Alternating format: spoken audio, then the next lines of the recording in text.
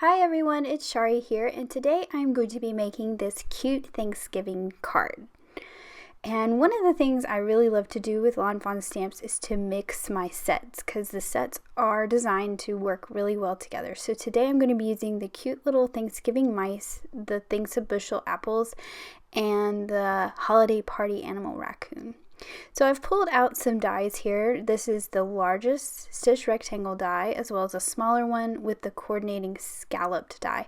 And I'm going to be using papers from the Perfectly Plaid Fall collection. So I'm just going to go ahead and cut out all these panels that I'm going to use in the various colors. I'm using that candy corn one for the background, and then I'm using what I consider to be more of the solids for the other pieces. I'm cutting an orange one here. This is going to become the ground of my scene, sort of, so the bottom part of that green panel. So I'm just going to set that aside, and then I am going to do a lot of fast forwarding in this video so that you can see everything and it not be forever long.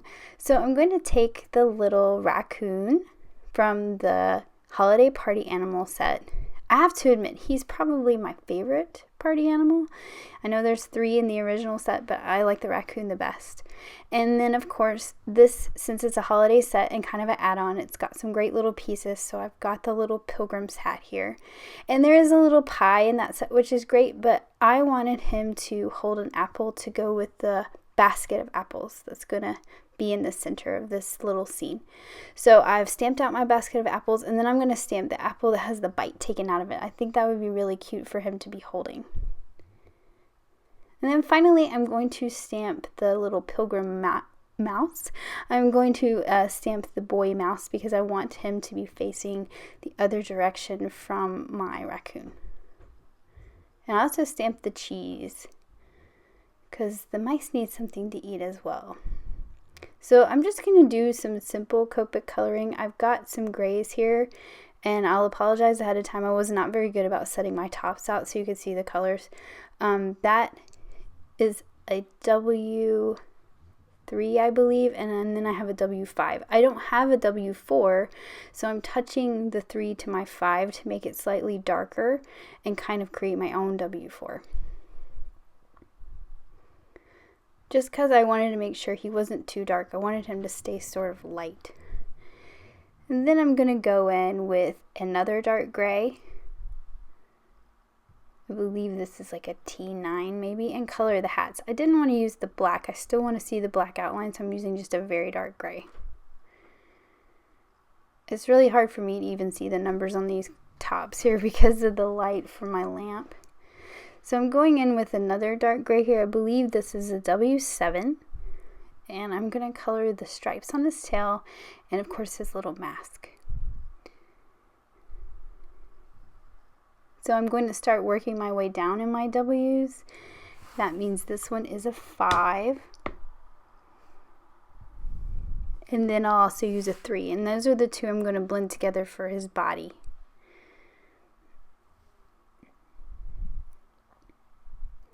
So I'm just taking the 3 and kind of pulling the W5 down a little bit just to create a little bit of shadow under his head and under his arms there where the shadow would be.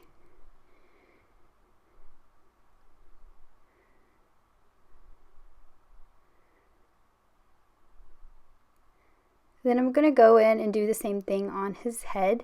Put a little bit of shading right on the bottom where the shadow would be on his face. And I probably won't do too much here at the top, maybe just a little bit to define the edges because he's really not going to have any shadow, but it does help the edges pop a little bit just to darken them. I'm going to add that darker color to his tail here. And I didn't really add much shadow to the dark parts of his tail because you're really not going to see it, but to the lighter parts of his tail you can. Now I'm going to go in with R20, which is the one that I usually always use to do the inside of ears for the most part. And then I'm going to do his belly, and I wanted to kind of color it up a little bit and not have so much gray. So I'm going in with some very light pink. It was like a R11, I think. And then I'm going to go in with my very light E's. So I have an E00 and an 000. And with that peachy pink color, I think it kind of gives his belly a nice little warm tone. So here I'm coloring the apples, and I'm only going to color one because I'm going to color them all the same. So I'm only going to show one. I've got an R22, a R24, and an R27. And so I just leave the top, the R22, because that's where the highlight would be. And then work my way down from the lightest to the darkest and make sure that I kind of create a nice little line between my apples with the darkest, and that'll kind of define them from each other, and it won't just look like a big red blob in a basket. So I'm going to add a little bit of yellow to the buckles of the hats, and I'm going to color in my cheese here.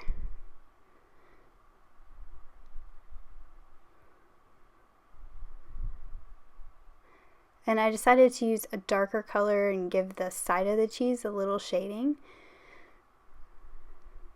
Like I said, this is very simple Copic coloring. And I'm not going to color in the holes at all. I actually think it stands out better when they're white. That's just a personal preference. And then I decided that for the bands of the hats that I would just pick an orange that kind of matches the orange in the colors of the papers, just to tie that in a little bit. And I'm going to add some green leaves here. I'm not going to do any shading on the leaves. I just picked a nice bright green that would pop. And then now it's time to color the basket.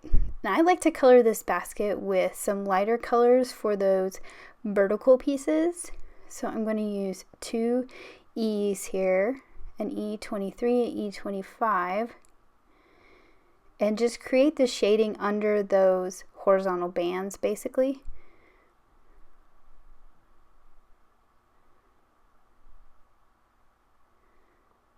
So it has a nice little shadow.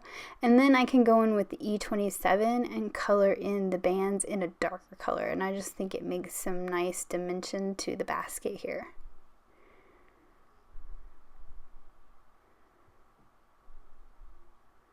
I can actually grab my E29, which is even darker, and just go right along the bottom of those bands. Just kind of make them stand out a little bit more. So I used my coordinating dies for all these images, and I've gone ahead and cut them out. I'm just going to sit them here and sort of set them aside for a moment. So I'm going to start assembling my card. I cut this piece with that large stitch rectangle, which fits an A2 size card base perfectly. I'm using that ultra adhesive from Scrapbook Adhesives because it sticks really well, and I've always had problems in the past with using dot adhesives and covering a whole card like this, and the edges would start rolling up, and I have found this stuff works great.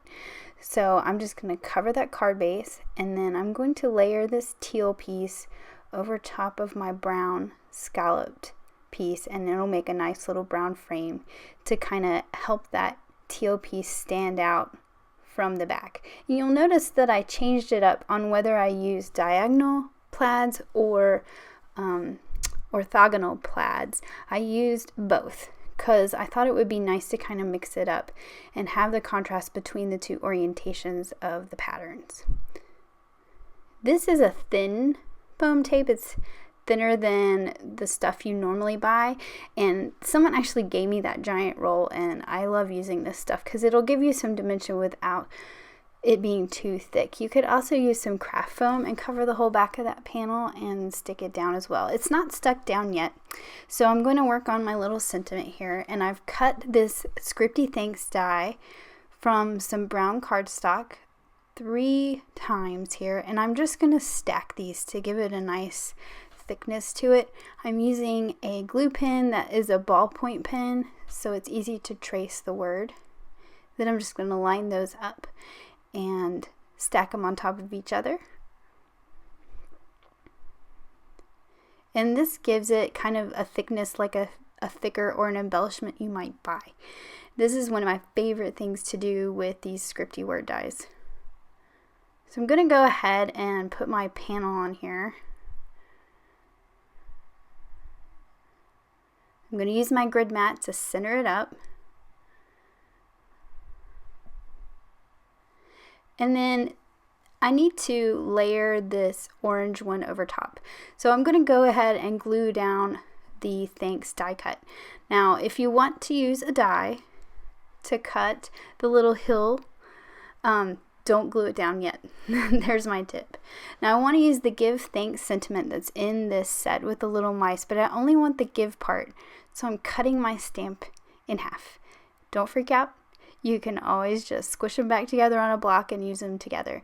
But I like how the give kind of nestles right in top of that die cut and has that nice Give Thanks sentiment. So I'm going to arrange my pieces here kind of where I want them. And since I cannot run this through a die cut machine, since I already had glued down that Thanks die cut there, I'm just going to freehand it. And you know what, it really doesn't matter because I'll tell you right now that almost the entire thing gets covered up by all these pieces that I'm going to add to it. So I went ahead and added the little apple in his hands and the hat, and I put that apple on with a thin foam square. I kind of figure out where I want my pieces, so you can see they pretty much cover up everything. So I'm just going to do a slight arch with a pencil, just cut it. There's the die that I can't use because I went ahead and glued that Thanks down. But if you want to use the die, just be sure you cut it before you glue the sentiment down. I'm going to erase my pencil line and go ahead and get that adhered down to the bottom part of the teal panel.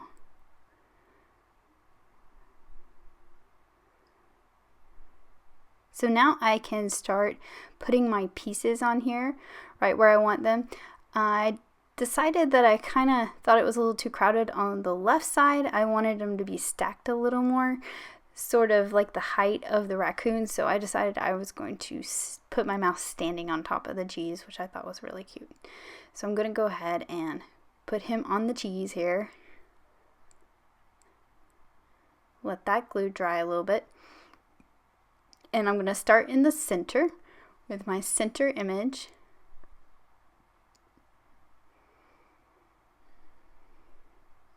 And I like to use my tweezers so I can see what I'm doing, and it also keeps me from getting glue all over my fingers and messing up cards, which I have done in the past before as well. I'm going to pop up the raccoon with some thin foam squares just so he's sitting up a little bit from the apples, and I'm going to do the same for the little mouse standing on the cheese.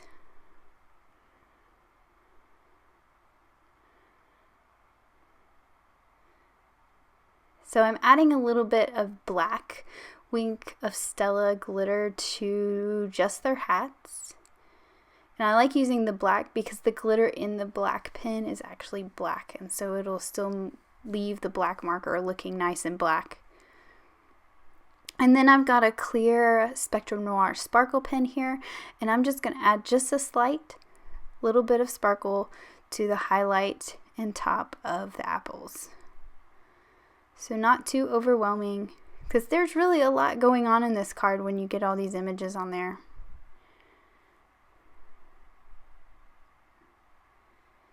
And then there is my finished card. Super cute. Here's another look at it. Thanks for watching. Have an amazing day. Bye.